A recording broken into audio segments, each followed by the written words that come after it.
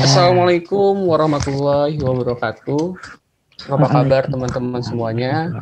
Semoga ketika kalian mendengar podcast ini, kalian dalam keadaan sehat walafiat, meskipun di tengah pandemi, tetap jaga kesehatan agar semakin fit.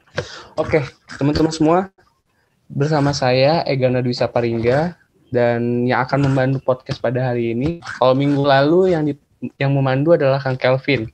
Sekarang minggu ini saya.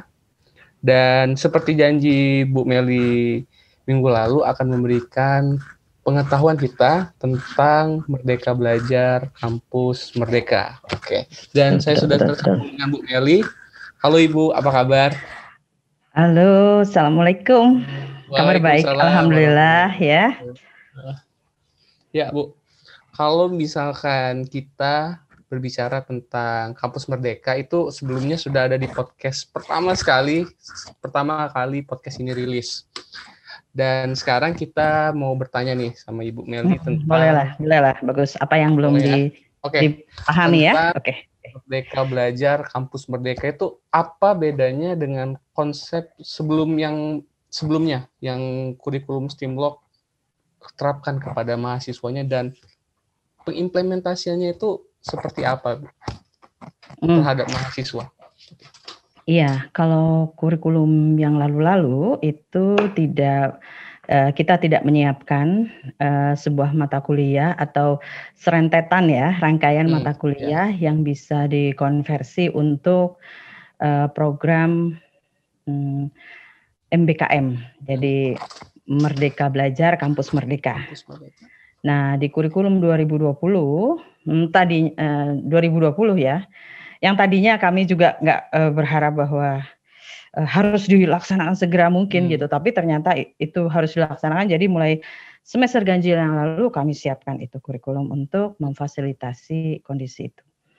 Walaupun dalam lapangannya itu ternyata banyak sekali ditemukan kendala-kendala gitu ya. Jadi kalau yang kita diatur, jadi merdeka tetapi tetap terarah gitu ya. Iya, betul. Jadi di kami di STIMLOG ini melakukan kurikulum Kampus Merdeka. Jadi kita kan kalau yang namanya Kampus Merdeka itu adalah memfasilitasi 3 semester di luar prodi.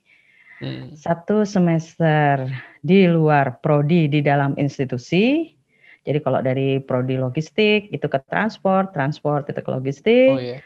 Dan 2 semester lagi di luar prodi di luar institusi. Bisa saja itu prodi yang sama di luar institusi atau prodi yang berbeda di luar institusi. Tergantung dari CPL-nya, capaian pembelajarannya. Nah, kita di Merdeka Belajar ada 8, tapi 8 program, tapi tidak semuanya bisa dilakukan, terutama pada masa pandemi. Karena banyak dari perusahaan yang agak khawatir kalau menitipkan anak-anaknya ya. Nah, jadi kita akhirnya kembali ke program pertukaran mahasiswa.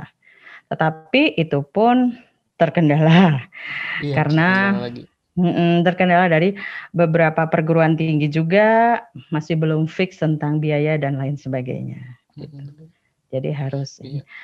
Nah, memang kenapa sih kalau di STIMLOG itu dilakukan di 5, 6, 7. Jadi hanya boleh kita lakukan 3 fasilitas, 3 semester difasilitasi di MBKM itu karena pertama biar mantap dulu semester 1 sampai semester 4. Nah, semester 5 barulah diterbangkan kemana-mana lepas gitu istilahnya. Iya, gitu. Jadi jangan sampai ya istilahnya kurang percaya diri anak-anaknya gitulah ya. Nah, jadi 5, 6, 7. 5 untuk yang antar prodi, antar prodi dalam institusi, 6, 7 itu di luar prodi, di luar institusi. Tapi program ini hanya bisa dilakukan, tidak bisa setengah-setengah. Misalnya separuh di luar, separuh di dalam, nggak bisa. Jadi harus 1 semester. Harus 1 semester gitu ya Bu ya? 1 harus semester, terus nggak bisa di beda-beda, nggak bisa di separuh dalam, separuh di luar ya. Nah, jadi harus 1 semester di luar. Nah, begitu. Nah, resikonya jadi Oke. Jadi konsepnya ini seperti sistem pertukaran pelajar, Bu ya, baik itu di dalam prodi Jadi ada maupun di luar institusi kita, gitu. Ada 8 program dari MBKM itu ya. Atau saya mau tampilkan gimana, bisa saya coba. Kang Ivan, gimana bisa? Bisa atau saya ceritakan saja? Bisa, Bu. Silakan, Bu, kalau mau screen apa-apa. Oke, sip. Ya, saya coba. Belum bisa. Oh, belum bisa ya. Oke. Udah saya Oke, udah. Mudah-mudahan. Oh, SK-nya malah belum ini. Bentar. Saya ini dulu ya. Saya buka dulu.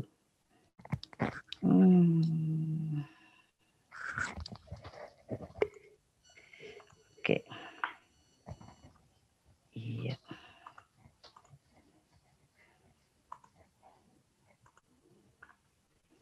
Ini biar jelas aja anak-anak.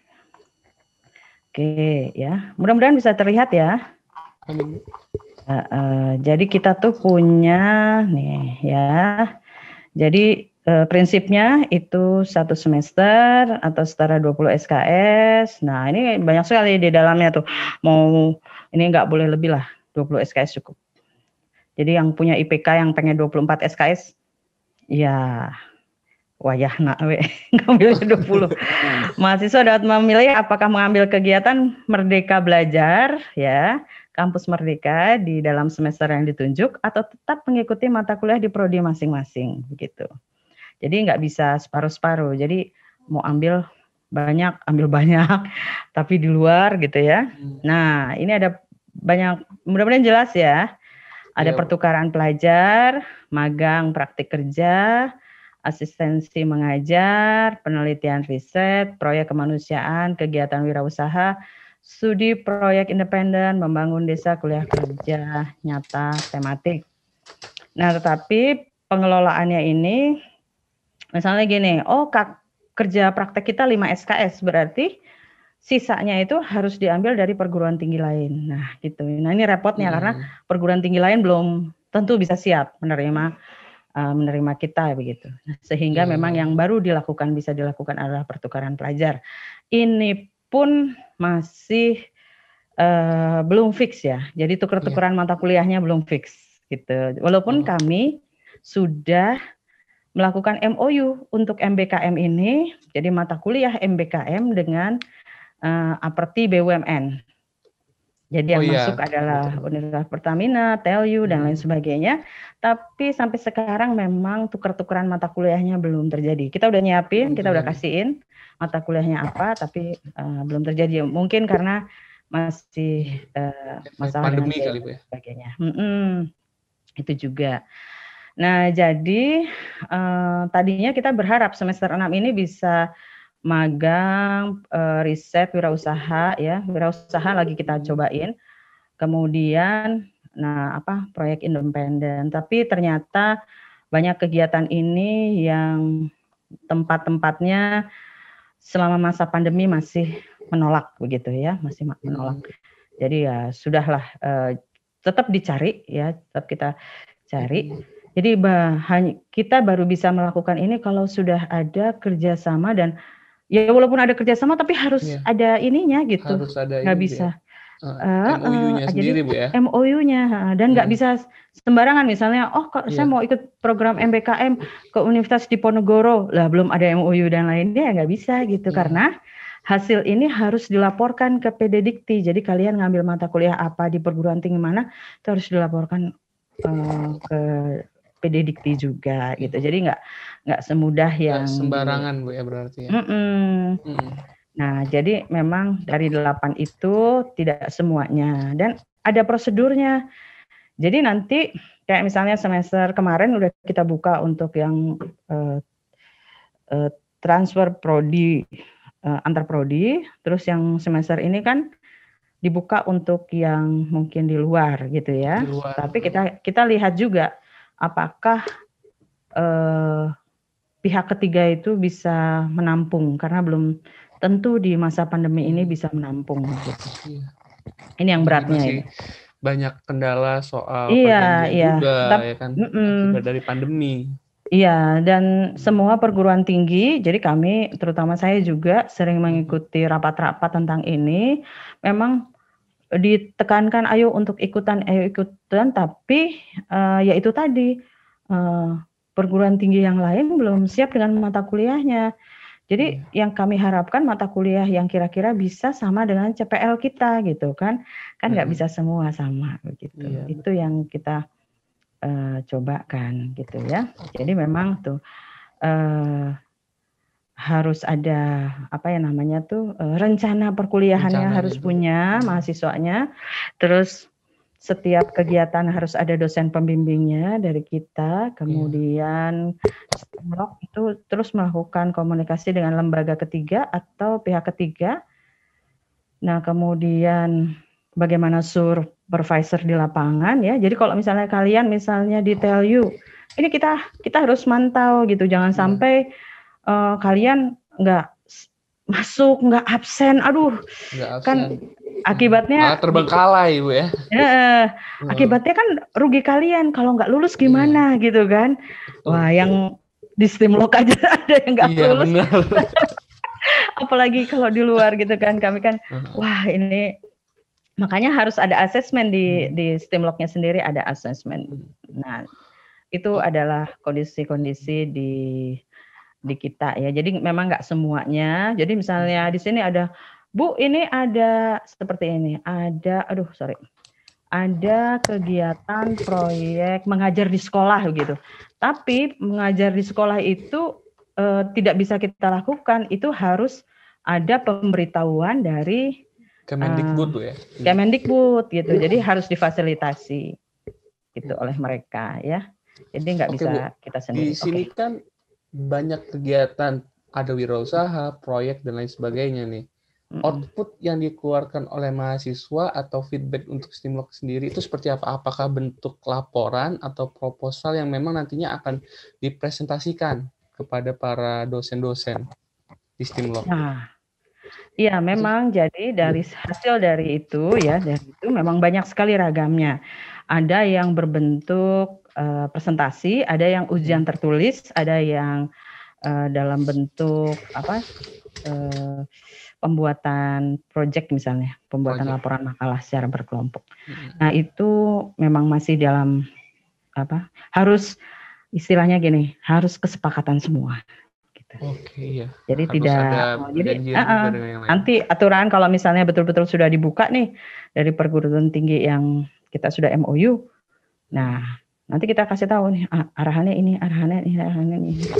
Jadi jangan sampai 20 SKS terbuang percuma, sayang sekali. Iya, sayang sekali. 20 SKS kan sama dengan 1 semester. Iya, betul. Yeah. Terus kalau saya IPK sekian mau ambil 24, boleh nggak Bu? Nggak boleh, 20 aja. Karena harus maksimal 20. Ya, kalau di kita 20 lah. Kalau misalnya di sekolah negeri mungkin bisa lebih, tapi di kita 20. Dan misalnya SKS kamu sisanya cuma 18 gitu kan. Terus masa mau ngambil 20, apa nggak rugi waktu kamunya gitu kan ya. Bisa 18, bisa 20. Jadi ini konsep, kalau misalkan konsep MBKM ini benar-benar tercapai nantinya, ini apakah diwajibkan untuk seluruh mahasiswa atau bagi mahasiswa yang mau ikutan aja nih proses dari MBKM ini, Bu? Hanya yang mau. Karena itu kan ada konsekuensinya.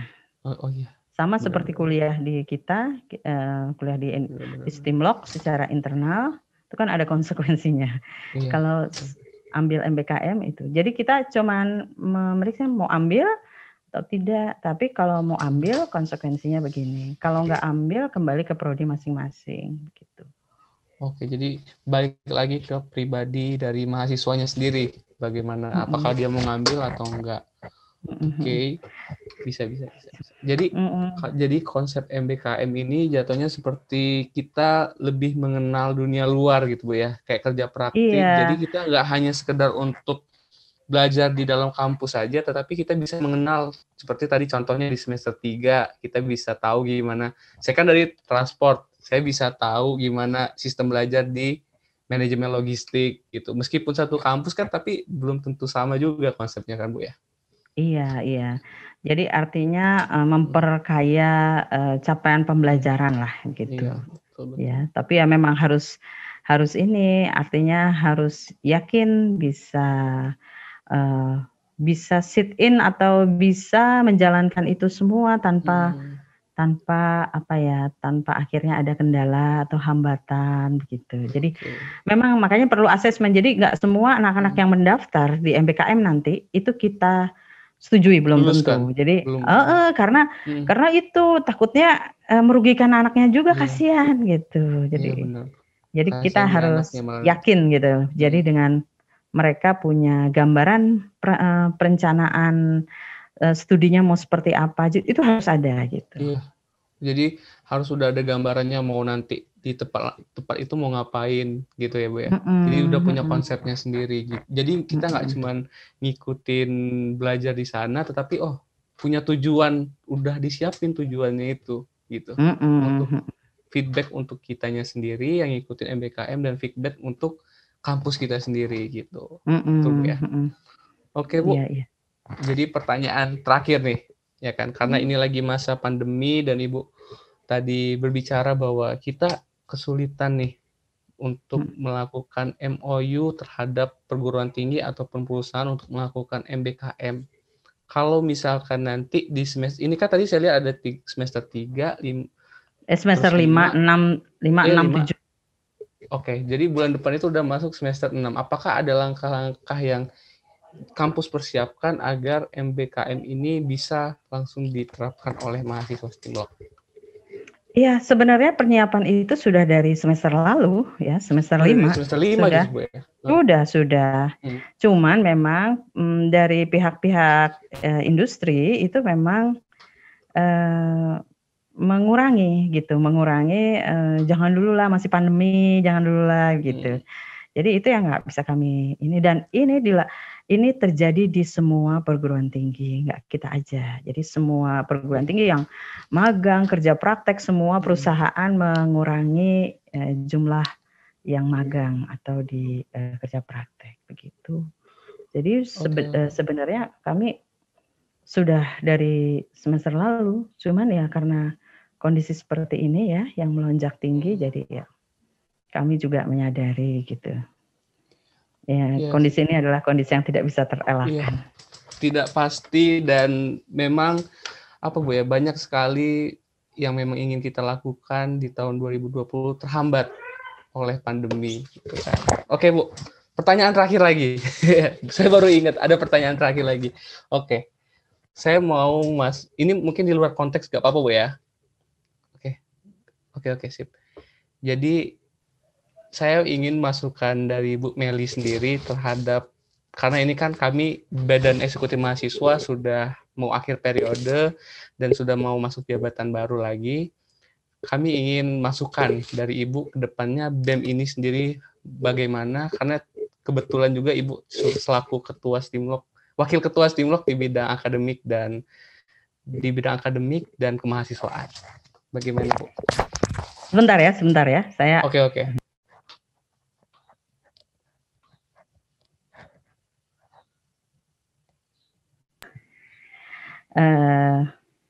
Jadi BEM ke depannya. BEM ke depannya itu saya berharap sangat ini dengan masyarakat luar ya, sehingga bisa mengedepankan tugas yang diemban oleh BEM itu sendiri ya. Jadi bagaimana berkontribusi sama masyarakat gitu ya. Bisa menjunjung tinggi harkat masyarakat, begitulah. Dengan kondisi-kondisi sekarang juga, makanya pada waktu kemarin saya mendengar ada bencana-bencana, bisa ditanya deh ke Pak Johan ya, saya langsung bilang tolong BEM untuk menelusuri gitu ya teman-teman yang terdampak bencana, terus segera lakukan penggalangan dana. Nah, maksud saya BEM itu sebaiknya berkontribusi dengan masyarakat secara penuh begitu ya. Lebih responsif dengan apa yang terjadi berarti ya. Iya. Saya pinginnya seperti itu, karena memperjuangkan masyarakat itu jauh lebih baik gitu. Lebih baik. Jadi kedepannya ya ini. Tapi apa yang sudah dilakukan sekarang udah cukup baik kok. Saya lihat daftar Baik. kegiatan-kegiatannya ya, hibah kemarin hibah desa ya, Iya, walaupun hibah desa. Ramadan, itu udah sangat inilah membanggakan karena bagaimanapun. Nah ini lagi ya, jadi pemerintah itu memberikan peringkat atau ranking kepada perguruan tinggi itu salah satunya dari faktor keaktifan mahasiswa begitu. SDM-nya sendiri, Bu ya. Iya, mahasiswanya ikutan lomba apa. Terus benar. kayak kemarin menang di apa ya, di hibah desa itu, wah Iya, itu dah. PHP 2D ya. Itu tahun depan ada lagi. Nah, ada lagi. Jadi, benar. Nah, kalau bisa BEM itu, kalau kemarin kan kami dampingi ya, jadi aduh sayang padahal harusnya mahasiswanya lebih ini lagi. Responsif lagi berarti Bu ya. Oke. Iya. Jadi bagaimana ke depannya BEM ini nanti lebih peka lagi terhadap lingkungan sekitar, bukan terutama di lingkungan kampus kita di Kelurahan Sarijadi sendiri Bu ya, berarti. Iya. Nah, sekarang kan lagi ada itu tuh Green Campus tuh, artinya yang sampah-sampah. Ini kan kita bencana banjir dan itu sampah ya. Nah, coba kita ini apa namanya tuh BEM Stimlok itu ikutan program TOS-nya Stimlok gitu ya, mempopulerkan kegiatan itu angka lebih bagus. Iya, apalagi kan kalau misalkan bicara soal sampah kan sudah banyak banget. Jadi mungkin BEM sendiri bisa, karena kita bekerja di logistik dan transport, mungkin kita bisa merealisasikan sistem bagaimana logistiknya dalam melakukan pembuangan sampah itu tersendiri, Bu ya. Oke. Iya, betul. Terima kasih Bu Meli atas masukan dan diskusi hari ini. Tadi pertanyaan saya terakhir menutup podcast pada hari ini. Dan untuk teman-teman semuanya, ini adalah podcast terakhir kita dari BEM Kema Stimlok.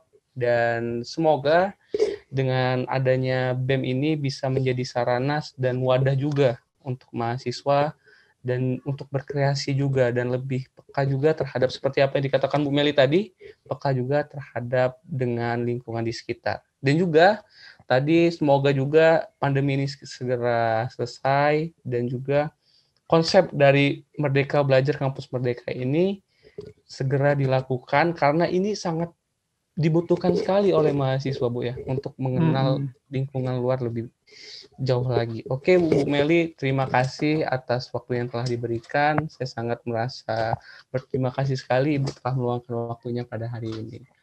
Ya. Terima kasih juga ya buat Egana sama Ivan sama teman-teman lain ya. Jika ada pertanyaan-pertanyaan bisa disampaikan ke Mas Jo. Misalnya saya harus memberikan penjelasan seperti ini, saya dengan sangat senang sekali akan memberi penjelasan. Nah, saya mohon maaf juga kalau MBKM pernah dibahas ya. Jadi kadang kedua, mudah-mudahan kalian nggak bosan ya. Nanti kita cari topik-topik lain ya. MBKM pernah dibahas tapi nggak sedetail tadi. Soalnya MBKM baru kampus merdekanya aja, jadi konsep belajarnya belum dibahas, Bu. Oh, baiklah. Iya. Oke. Jadi ya. Kebetulan juga sambungan dari podcast yang pertama. Okay. Nanti juga misalnya masalah absen atau apa internal, saya akan terbuka ya. Terus tentang akreditasi semua saya akan terbuka begitu ya. Jadi saya harap BEM bisa menyuarakan juga agar siapa sih yang nggak mau akreditasi kita menjadi A, ya kan? Iya, benar sekali karena itu sangat Bu ya, sangat berpengaruh juga untuk mahasiswa kalau misalkan masuk perusahaan. Iya, betul. Sip, betul. Terima kasih Mari. Iya. Bu Meli, baik, saya tutup podcast pada hari ini. Semoga kalian sehat selalu. Nantikan podcast di kabinet selanjutnya. Saya ucapkan wabillahi taufiq wa hidayah. Wassalamualaikum warahmatullahi wabarakatuh. Waalaikumsalam warahmatullahi wabarakatuh. Saya pamit ya. Oke, Bu Meli, terima kasih Bu.